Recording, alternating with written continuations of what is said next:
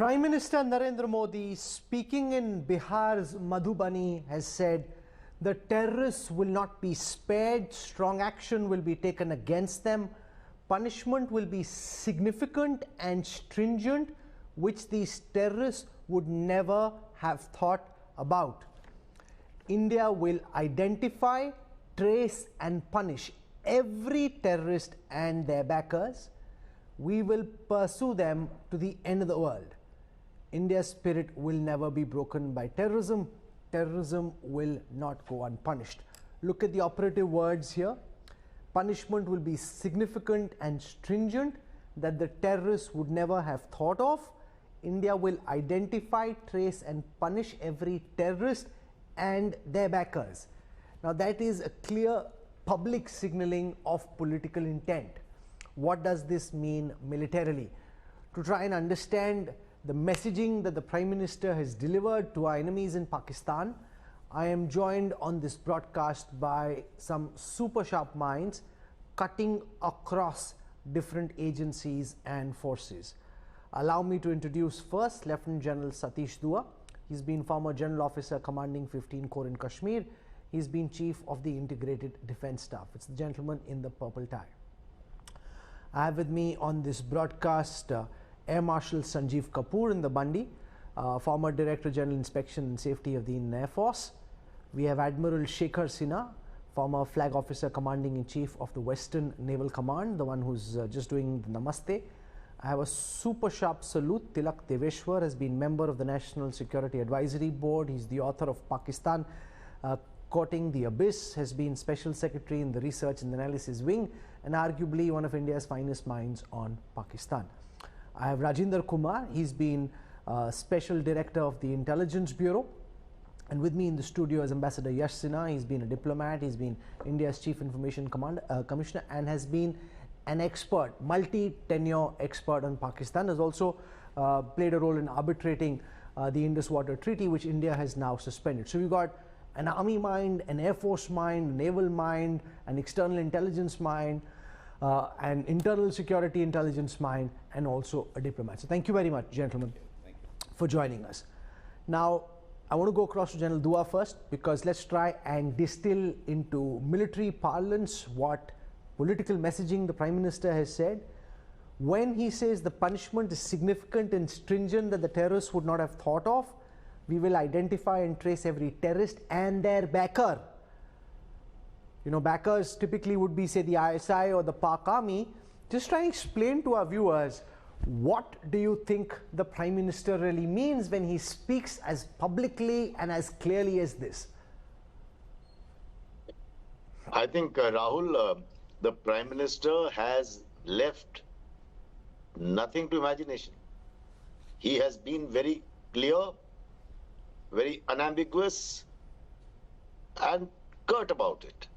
He has said very clearly that we will identify the terrorists, we will pursue them wherever they are, and he said to the ends of the earth, anywhere in the world. And we will not only target them, but we will also target their backers. Because if you kill a few terrorists, others will come up. That happens all the time. So I think that message is very clear. It reminds me of that movie, Munich, when the Israeli Mossad got after all those who killed the athletes in the Munich Olympics. And we know what happened. So the point is, today, the statement has been given by Prime Minister. He cut short his visit to Saudi Arabia. He cut short his visit because they said he got the message. Every person who was killed, they were identified by their religion. The male was killed and the female was told, the lady was told, woman was told, go and tell Modi. Everyone who said this, they didn't say go and tell the army. They said go and tell Modi. Everyone said this. There was a clear message in that from their side. And Modi got that message. He came back and he's actually announced this. This is what the Raksha Mantri, the Defense Minister, had announced earlier. The same very similar words that हम सिर्फ उन तक नहीं पहुंचेंगे जिन्होंने ये किया है, पर हम उनके जो पर्दे के पीछे जो उसको अंजाम देते हैं उनके उन तक. No, so most of those पर्दे के पीछे people are in the Pak Army or the ISI, General Dua. Absolutely. Is it Let's correct if I today, understand that this means the Prime Minister has publicly signaled that if RAW is able to identify officers in the ISI and the Pak Army who are involved, like Major Samir was in the 2611, that we'll now go after them? My understanding is when Udi happened, I was the corps commander. Then we did a shallow surgical strike to hit the terrorist camps because terrorists came and targeted us. When Balakot happened, they targeted the CRPF Jawans. We went deep inside, a precision airstrike deep inside Pakistan and not just POK, and we hit terrorist camps again. And today the message is merely killing terrorists, that will happen. That has to happen to give closure to the families of those who've lost their lives. But merely killing terrorists is not good enough now. After all, the Indus Water Treaty held despite the 4 wars that we've had. But this time, such bold steps have already been put in place. The diplomatic strike has already taken place because these are the measures that are always announced first and then applied.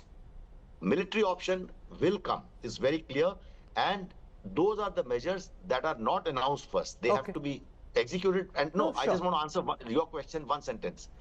You said, what does it mean? When I said that we went shallow, then we went deep, idea is that if we have to hit the backers, it is very clear. The backers are the ISI officers, the military leadership of Pakistan, because I think it is the Pakistan Army which is the biggest terrorist organization, because they are the ones who are perpetrating terror. So what shape that will take remains to be seen. But I think we can expect a response, like the Prime Minister says, which they could not imagine. Okay.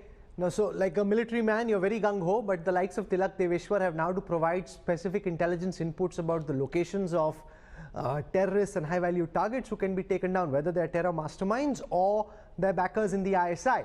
The moment something like this is not a regular time when you can bump off the odd PSO of Hafiz Saeed or somebody in his close proximity or some other most wanted. This is when they are fully alert. They know that India is looking for them and coming after them, and naturally, therefore, they disappear into whether it's underground or some safe house, etc. That makes it very difficult to get precise information. I know you can't say very much, but what you can tell us, Tilak Deveshwar, is what do you think the Prime Minister means when he says punishment that the terrorists would never have thought about and going after every terrorist and their backer? I think he is underlining one very important element, which is unpredictability. You see, we tend to take Pakistan as a normal state, whereas Pakistan is anything but a normal state when it comes to India. It acts irrationality. It acts irrational, and it is Pakistan's irrationality towards India that has, in the past, thrown us off guard. We don't expect something like this to happen, but it does happen. So I think he's playing by their book. He's playing their game. That unimaginable, that you could not even have imagined what's coming your way. So I would agree with what General Dua said, targeting the backers, which are the army and the ISI. But in what form and what shape that targeting will be is something that he knows and he has imagined it. But I don't think Pakistan imagines or knows what's coming their way. No, but let's take it one by one. Let's imagine that we've now bumped off some major or brigadier or general in the ISI who we think is the one who ordered this attack. If it's a Pak army officer serving or retired, Pakistan will A, deny it, B will say there will be a response like there was. They declared a response to the Balakot airstrikes. Then how do we manage the escalation ladder? So what happens? So we attack, we kill, say somebody we think is responsible. They'll want to come for it. Does it then, according to you, mean that we run the risk of war? No. You see, why are we limiting our imagination to targeting a major or a brigadier? There's a lot that you cannot say on open media, but I think let's leave it to the services and to the political leadership of what they have in mind. But I don't think so. Mr. Modi is in the habit of bluffing or being bombastic or rhetorical. What he said, he means that. And this is what Pakistan is going to experience, the real and true cost of what they have done.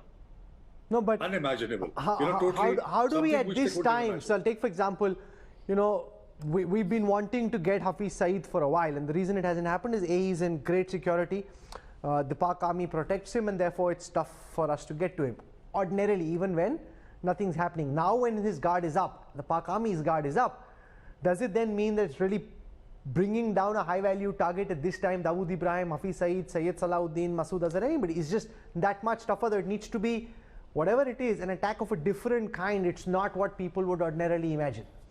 Yeah, I think it's not something that Pakistan, even all of us, can imagine what he has in mind. I think it's going to be much more than that. Air Marshal Sanjeev Kapoor, last time we went in with our Mirages 2000, we attacked Balakot deep inside Pakistan. Does that then mean that the prospects of a airstrike are that much lesser? Because you want surprise. So you did a shallow incursion on the other side of the line of control.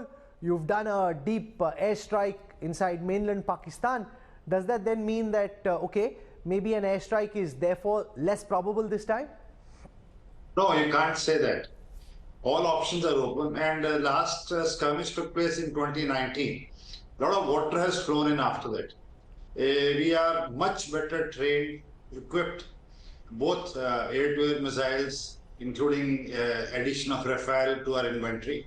The tactics and the training to take on these kind of contingencies are regularly practiced. Now, the beauty of air campaign is that you can target any place at any time from any direction. That is the flexibility we have. So you may be guarding some place, expecting attack from the eastern direction, but the attack may come either from the southern direction or from the western direction. So that is the beauty with the air-to-air refuelers and other things flowed into this thing. Your range increases tremendously. Your ability to take out the key VAs and VPs, as we call, is phenomenal. To begin any campaign, it generally begins with air campaign. And it is a signaling that the intent is, of course, thereafter it is followed up by the action on ground and blockade and other things. But it will be in conjunction, and I don't think so anybody on the television would be in a position to discuss that or tell you that. No, but for example, if the Pak army is in a heightened state of alert with all their radars, their air defense, their electronic warfare measures activated and on alert, because this time they're expecting it, do we have then the ability, you think, of jamming this, or would we need the help of the Americans and the Israelis to be able to establish air superiority over Pakistan airspace? These two wars which are going on, the Russia-Ukraine war and Israel-Hamas and Iran conflict that is going on. The idea originally before these wars started was, the services used to work on short and swift wars.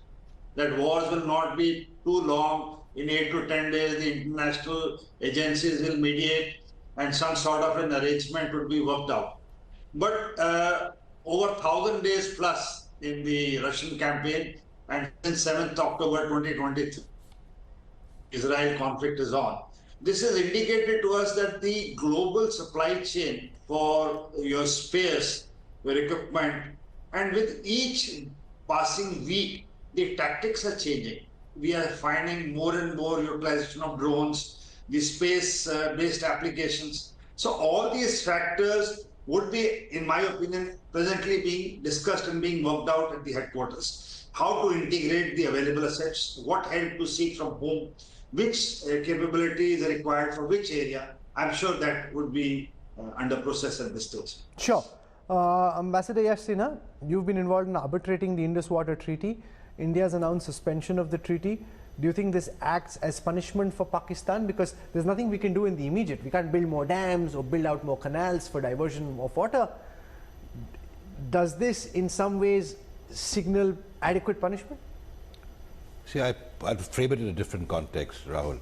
This is an ultimatum to Pakistan that they cannot continue business as usual in terms of turning on and off the faucet of terrorism. The treaty itself, as you know, was negotiated and signed in 1960. The western rivers were given to Pakistan. But India was allowed run-of-the-river projects and non-consumptive usages. Now, I wouldn't like to speculate on what we can do, but all I can say is that Pakistan constantly agitates projects that we do, run-of-the-river projects. I was the co-agent for India in the Kishan-Ganga arbitration in 2011, 12, 13, when the interim measures were announced, and we were led by the redoubtable late Fali Nariman as our counsel. And I think for any design change, even though it is permissible, Pakistan challenges it. So for us, as far as the treaty itself goes, there is very little to gain from it and a lot to lose, because we were very generous with Pakistan. How long will it take if we start building new dams and diversions? Well, that would take long. As I said, it's not a tap that we can switch on and switch off. However, there are other things. We stopped giving data. Now that would cause problems, particularly during monsoon for Pakistan. We have issues where we can act on the dead storage level of existing dams and sizes of the sluice gates. Now, if you, a hydrological engineer, would be able to explain how that would cause problems. But we can do certain things. Whether we do it as far as the treaty is concerned or not will depend very much on how Pakistan behaves. We have put them on notice. I mean, this was something that was long coming. A lot of experts have said this is Pakistan's worst nightmare, that a lot of their area in Punjab, Sindh could turn into a desert. Explain why is the suspension of the Indus Water Treaty, and if India follows through on building these dams, stopping water, why is it in Pakistan's worst nightmare? Because, you see, as far as the western rivers are concerned, we let them flow into Pakistan. And Pakistan's agriculture survives on an irrigation system of canals which were built after, partition, because they didn't really have the sort of irrigation facilities that existed in East Punjab, which we got. So I think if India were to dam the western rivers and block the flow, even if it takes some time to do it, Pakistan would become a desert. Now that is not happening. So we have to be realistic. It's not happening now. Whether it can happen in the future, well, time will tell. No, but the other concern is if we do this to Pakistan with the Indus Water Treaty, what if China does this to us with the Brahmaputra and the other rivers that come from China? Well, we'll have to see whether it's possible. You see, the question is we have to examine the role of the upper riparian and the lower riparian. You mentioned the Brahmaputra. Brahmaputra is a huge river. Can it be dammed and flow blocked? That is something, again, that experts will answer. But as far as Pakistan is concerned, they have dams that they have built on the Indus and its tributary, whether it's the Mangala Dam, the Tarbela Dam. They would certainly get affected. The Tashma Barrage, they would get affected if India were to interrupt the flows, not stop the flows, interrupt the flows, lessen the flows. That itself would cause problems to Pakistan. Admiral Shekhar Sinha, we've had the Army Special Forces in action once. We've had the Air Force bombard Balakot. Is the Navy ready and raring to go this time round if the opportunity comes? Well, Rahul, first thing is, that I'll come back to the questions that you have been asking. If the Prime Minister says that, they would not have imagined, I would believe that it will be a combination of economic, kinetic, and intelligence action, which will actually dictate the end result of what the Prime Minister has said. I would think that it will be, all three services and the intelligence, both the external and internal intelligence, to cause the kind of damage that we are talking about. Navy, yes, as far as the force levels are concerned, we are much stronger than we are not looking at full-fledged combat, and therefore it will have to be a blockade, it will have to be a trouble created. Do you think the Indian Navy, we did it in 1971 during the Bangladesh Liberation War, at this moment do you think the Indian Navy can enforce a blockade of Karachi Harbour? See, enforcing a blockade, making a blockade and thereafter sustaining it, it's a little long-drawn procedure. It doesn't happen all of a sudden. How long for the non-military mind will it take if we were to try for the Indian Navy to be able to create a blockade of the Karachi Harbour? See, the point is that, it leads to actually a full-fledged war. It will call for a full-fledged war. So now the politicians have to decide, are we heading for a full-fledged war? If the answer is no, for a short term, Yes, it can be. Then what happens if they want to break the blockade? If they want to break the blockade, then you have to sink their ships or sink their merchant ship. Now that is you're inviting a war. So I No, don't but think would that the China typically, with the assets that they have in the Indian Ocean region, try and come to Pakistan's defense at a time like this, given what No. happened in Pahalgam? Why do you say no? No, I don't think that China is going to participate in any kind of action along with Pakistan. China has maintained a policy of keeping away from this in every war. But one point I want to make is that we should certainly politically, intelligence-wise and military-wise, we should assist Pakistan in its breaking into pieces on its own. How do we It's do that? already happening. There's a lot of talk It's that we already- can separate Balochistan from Pakistan. If Well, India it's were to already get happening. in. It's already No, happening. that's I mean, the look at- organic process, which is the trouble within Pakistan. I'm saying if We should help. We should help them to achieve it faster. no, through military means or non-military means. No. Obviously, it will. When I say intelligence and all the services, it's a combination of these effects, right? It's a combination of all these actions. How do you help an agitating group or agitating people in that area to achieve their objective? Okay, this is a good thought you've brought out. Can India help break Pakistan up? You know, remember Indira Gandhi got a lot of credit for breaking Pakistan into two. Can Balochistan, for example, be separated from the rest of Pakistan? So I'll come to that. One more point, Rahul. Rahul, one more point. Give Yes, me a sir. minute. Yes, sir. It is, it is not the question of terrorists are doing all this. No, it is a question of thought process. It is a question of ideology on which the two countries have been separated. And you cannot kill the ideology till you break up the whole system in Pakistan. Right?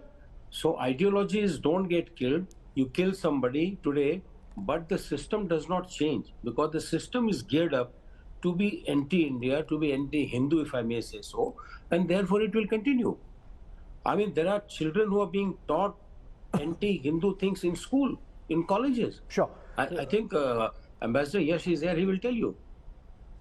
You know, Rajinder Kumar from the Intelligence Bureau, you know, this is a massive intelligence challenge to my mind, to my non-military mind, because all the assets that say our assets would have been, all the targets that our assets would have been surveilling would be taken into safe houses, moved away from their common locations because they know that India is coming for them. So how then, you know, without getting into operational details, Mr. Kumar, do you think we can identify and establish exactly where to attack at a time like this?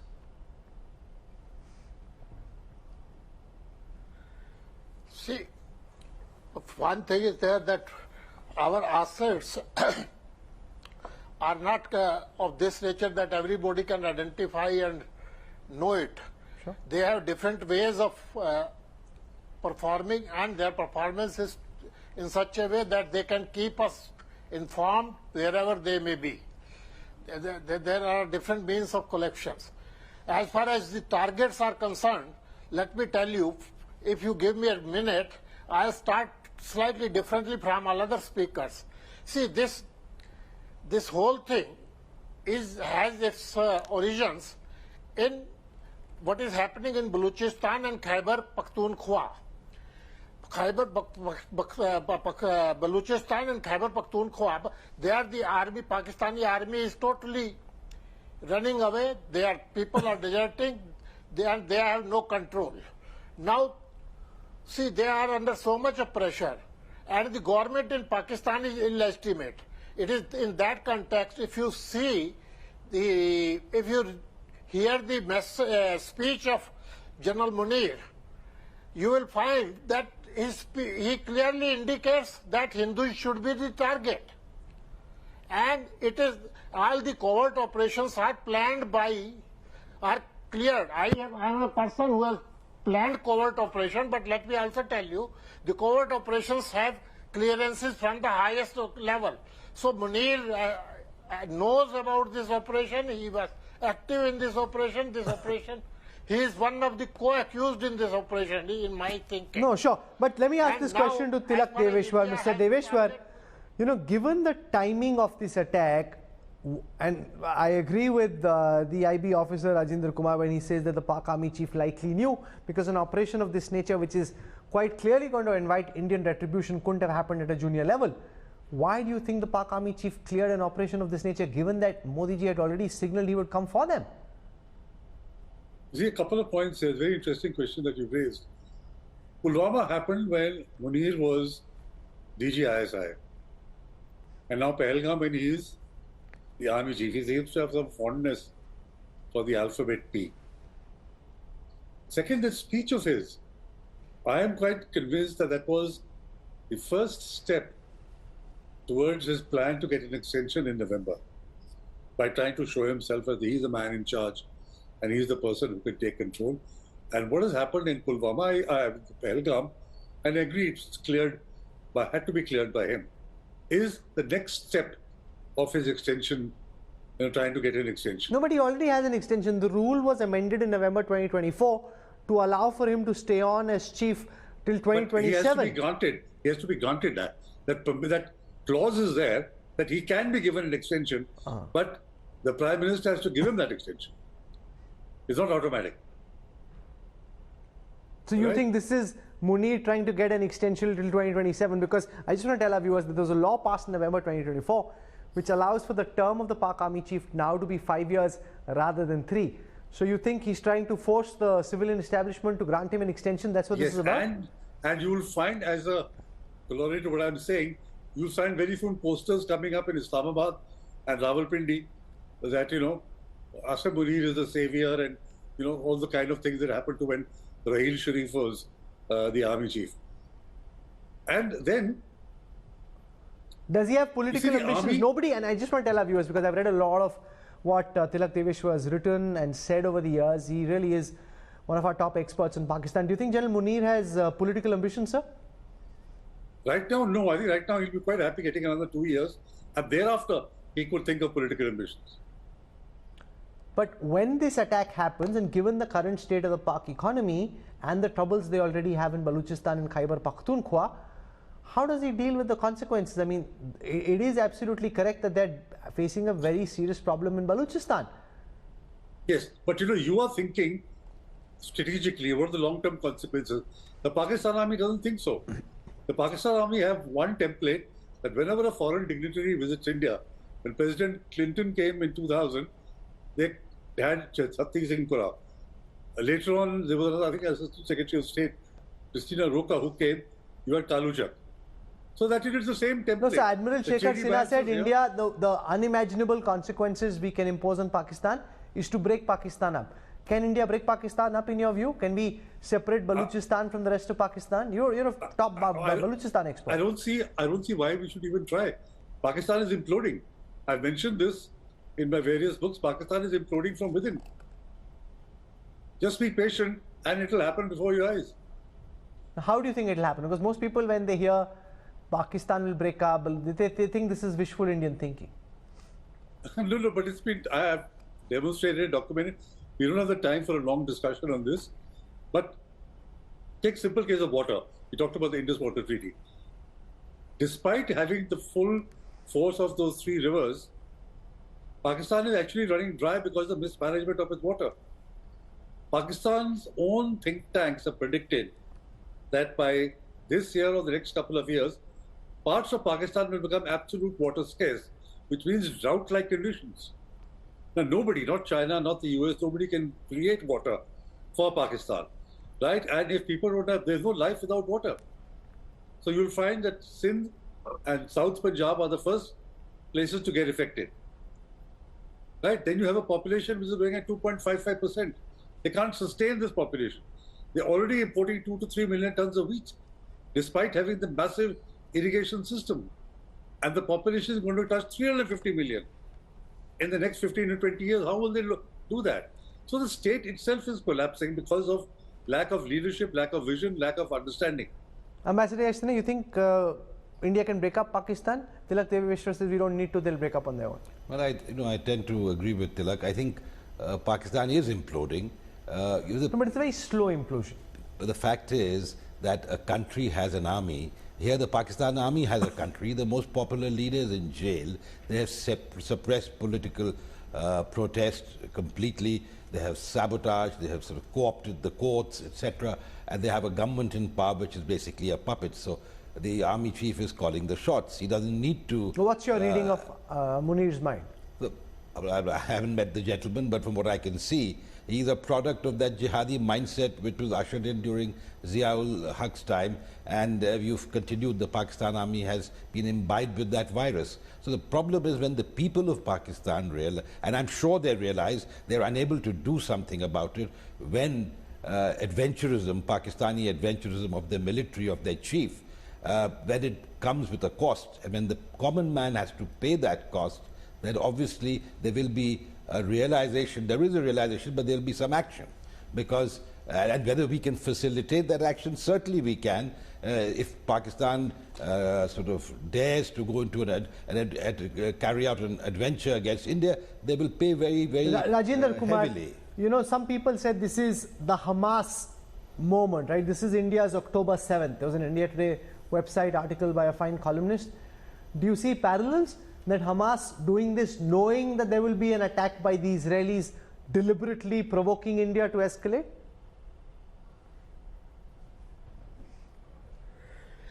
See, I don't see any parallel between Hamas and these people. These people, basically, they are small groups of mercenaries which has been hired by Pakistan agencies. So they keep on sending them, and they come here, they carry out their actions, and either they get finished or they go back. But I am on one more point. When you are asking how much can we break Pakistan, or what action India can take, I will say, if you media and opposition gives government 675 days, Pakistan will break itself. We have to just do one thing: send tanks on the borders, send artillery on the borders from Palanpur, from Kargil to Bhuj, and you will see occasional sorties by the Air Force, and you will see Pakistan will get bankrupt in 1 month, and they will have left with hardly anything to fight with India. And that is the time when the Baloch and the Pashtuns will take care of Pakistan. So you're asking for an Operation Brass Tacks type deployment where you mobilize the Indian Army, the Air Force, put them on a state of high alert, take them to the borders, get the Pakistanis activated. You're saying you could bleed them dry financially. Tilak Deveshwar, do you buy that? Is that okay? General Dua wants to come in on this. Yeah. My father was a small part of Brass Tacks, so I kind of saw it from the sidelines. Ultimately, we came back. General Padmanabhan was in charge at the time. Ultimately, we came back.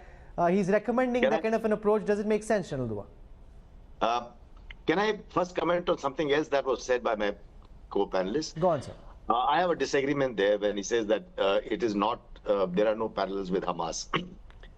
I was invited on their invitation. I went to Israel 2 months ago, and I've actually gone to that Nova music site in the kibbutz where the carnage has taken place. I think the way Hamas felt marginalized, and they used this moment, like you said, conscious of the fact that there will be massive retaliation, they used this fact, this attack, to get their issue back in the global spotlight. We also know that a couple of months ago, Hamas operatives, leaders came and met Lashkar-e-Taiba leadership. It happened, it was in the news. And thereafter we see Asim Munir's, the chief, Pakistan chief's rant, I would call it. And like he said earlier, it was said that every covert operation is cleared at the highest level. So putting all this together, over the last 5 years, Pakistan's diminishing relevance in Kashmir, as Kashmir started improving after Article 370 in peace, development, tourism, in all factors, and the political process has actually set in. So Pakistan wanted to bring this back into the global limelight. They chose the day very carefully. Asim Munir set the stage for that, culling out Hindu males, and they chose the date very carefully when US Vice President was in India, Prime Minister Modi was in Saudi Arabia, and that was the day that was chosen to pen this out. So I think they are doing exactly what Hamas did. Situation is different. Circumstances are different. Responses will be different. And then we will go from here. Okay, I'm running out of time, so I want, just to speak for a moment and try and explain, because in one instance, after Uri, it took about 11 days, in the second, it took about 12. To keep in mind that if you imagine that something will happen tomorrow, day after, it may not. This may be a long process where the intelligence folks on the ground, the technical assets we have up in the air, the Army, the Navy and the Air Force will take their time. And I want General Dua to talk about this first. Everyone's expecting action. They're all looking at their television screens, imagining up tokenge. So when is this going to happen? Do you just want to explain why this may be a long drawn process? I remember you mentioned Munich, I think. The fact is it took several months and in some cases years for each of the in some cases years for each of the perpetrators and planners to be brought down by the Mossad. Right. So when Uri happened, we launched a surgical strike. I was the corps commander. We planned it and launched it within 10 days. Because it was a very shallow strike, it was decided to target the terrorists who had actually come in. And we decided to target their camps. When Pulwama happened, we decided to go in a little deeper, but precision airstrikes were launched. So it took 12 days and we launched them. But this time it is clear. Firstly, we cannot sort of repeat the same kind of tactics. What shape it will take, we'll know later, but it has been clarified that we will no longer just keep hitting terrorists only. We have to hit their backers. Who are their backers? It is well known. I actually openly said that the Pakistan Army is the biggest terrorist organization. No, but the backers will disappear. So at a time of heightened alert, they'll not be where you usually find them. I'm coming to that. So the point is, it is not going to happen for that reason and more. It will not happen in a hurry. The country has to be patient. I will request you, the media has to be patient. Let's not keep playing this up. Abhi tak kyun nahi hua? Abhi tak ho jana chahiye tha. No. Please give the leadership, the military leadership and the political leadership a chance. They will do something. It will let us be patient, because this time the results, I beg your pardon, the response has to be very far-reaching. And to make it far-reaching, if it doesn't have to be shallow, it will take a little time. Tilak Deveshwar, I want you to speak about this, because I think it's very important for everyone watching to understand that there's nothing that may happen. I mean, it may happen tomorrow, who the hell knows. But by and large, to be sure that you're not punching in the air, that when you punch, you get a knockout blow, you need to be certain that you know where the enemy is, punch him hard in a way that it hits him, and that's a process that takes time. Absolutely. I think people in India expected swift retribution. First tranche of that came yesterday, within 24 hours. I mean, the series of actions that India has taken, especially on the Indus Water Treaty, assuages that to some extent. Not really. Now, there's a lot of people who are saying we should have opened up the big guns, the artillery, the mortars along the line of control, and we should have started pounding Pak positions. That should have started yesterday. That again is tactical, isn't it? That is, you're not hitting where it hurts. So if you have to hit where it hurts, and where the consequences are unimaginable, as what the Prime Minister said, you will need time. You will need time to plan meticulously, because it cannot be a shot in the dark. It has to be very cold, calculated retaliation or action that will make sure that Pakistan is not in a position to repeat a Pulwama or a Pahalgam ever again. So for that, I think all of us should be patient. No, but is that achievable? Give the government time. Ambassador Yasina, do you think it's possible that we strike back so hard below the threshold of escalation to war that Pakistan learns a lesson that Pulwama and Pahalgam should never happen again?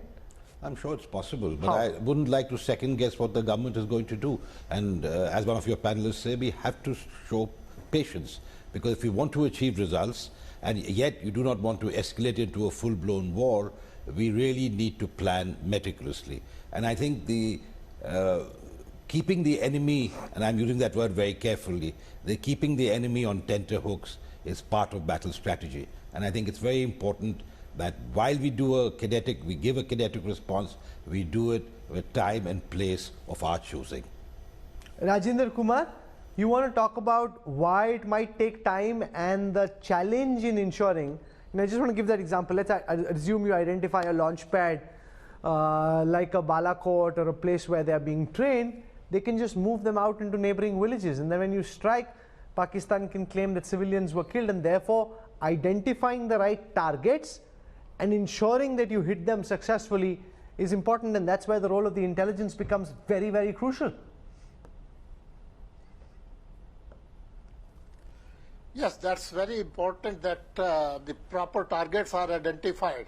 But let me also tell you this, the terrorists don't stay in one block. They always stay scattered in different places. In one house, 2 fellows, in another hut, 3 fellows, in another hut, 5 fellows. See the target. So it is not it is not very easy, and if we have to very cleverly do it, in the sense that all these people are finished in one go, which is very, very difficult task. No, that's a very difficult task, because General Dua, how many forces do you send in? You know, it's not like this is the Mossad where you can go in against a substantially weaker enemy. While of course we have the military advantage, the asymmetry is not as much as it is between Israel and the Hamas, for example. No two situations can be equal. That's a very different country and a different setup and different dynamics. The level of forces, the timings, you know, these are the things that actually we cannot second guess. And I would venture enough to say that we should not even try to second guess over here, because we might sort of end up giving some ideas. We should not try and second guess the force levels, the timings, the targets.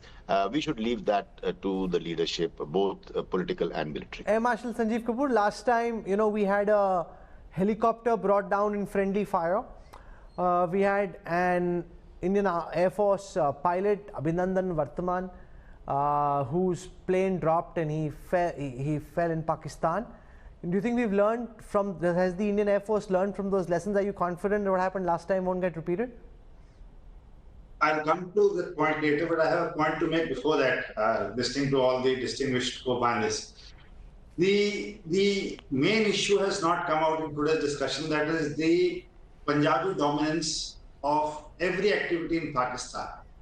The Punjabis are controlling the army, the businesses, the other establishments, and everybody in Pakistan, be it a Sindhi, Baluchi, Pathan, or POK people, Gilgit, Balochistan, they are, taken extreme, hatred towards the Punjabis. Now, this Indus water, which the Indian government will affect Punjab the maximum, because none of these rivers are going through Punjab, and it is the canals and the dams which have diverted waters towards Punjab. If in some way it gets implemented, it is going to hit them the hardest. Now, the Punjabis who are controlling everything, the businesses, the army, and the other associates, would be the target in my mind this time, which would be hit and which should be hit to create the maximum damage. Because a few Balochis dying here, a few Pashtuns dying here and there, doesn't make much of a difference. The terrorists, there are thousands of madrasas and they produce people to get killed. So even if you take out a Balakot or a other kind of thing, it doesn't create much of a this. Now coming to the main question which you asked about lessons learned after the previous thing. See, in every conflict, be it Israel, be it US, there is friendly damages. There are damages because this is called fog of war. There, in a dynamic situation, the detection and other things. The lessons learned from the previous thing have been put in place. They have been put in place. There have been a lot of tabletop and actual exercise and tactics being developed. And I'm sure that if a situation so demands now, we are better prepared. Okay, Admiral Shekhar Sinha, as I conclude this discussion, your message to everyone watching in terms of what they need to keep in mind, because my sense is patience. Don't build up public pressure where everyone's saying kab hoga attack, kab hoga. Don't take it to that kind of a level. Just stay calm. Let the Army, Navy, Air Force, the intelligence services do their job. What would you be telling everyone watching, sir? Oh, absolutely right, Rahul. If you look at the intentions of the Prime Minister, these are time-consuming, and it is something permanent in nature. It is not something temporary. It is not a very tactical statement that he has made. It's a very strategic statement, or very far-reaching. He will have to simultaneously create capitalize on the world opinion which exists as of now, and continue to feed the developments that are taking place. He'll have to take a few countries into confidence, because you don't just go and balkanize a country like this. And therefore, firstly, you don't have to be on a surface. You have to assist Pakistan in imploding. You have to assist the people in taking Pakistan apart. Unless you take out this Punjabi element from this entire issue, then the army is not going to learn. Okay. But we have to be very cautious, about the nuclear weapon, falling in the hands of somebody else, or will that be taken out first? These priorities will be worked out by the government and the military and intelligence leadership. We've had a very high quality discussion. I mean, there are things that can't be said on television, but from what can be said, you've heard some super sharp military, diplomatic, intelligence minds give us their sense of the state of play at this moment. My sense, be patient, let those who know do their job. Ambassador Yash Sinha, thank you. Thank you very much to General Dua, Air Marshal Sanjeev Kapoor, Vice Admiral Shekhar Sinha, Tilak Deveshwar, and Rajinder Kumar for joining me and for enlightening us with the depth of your experience and knowledge, and telling us how to frame our thinking at this time when India waits for Prime Minister Modi and the Indian Armed Forces to strike back. Thank you for tuning in.